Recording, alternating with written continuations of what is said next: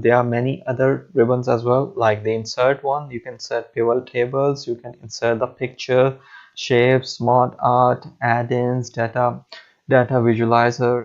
Then you can create a different charts, pie charts, bar chart, star charts. So it depends on your data, depends on your requirement, how you want to present your data.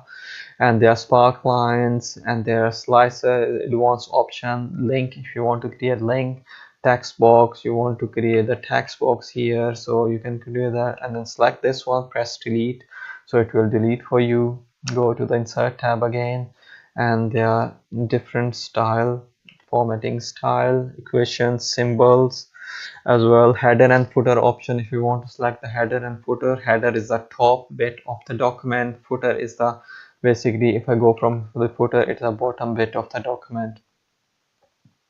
So if I click within the document, so go to the normal layout of the page. So this is my data.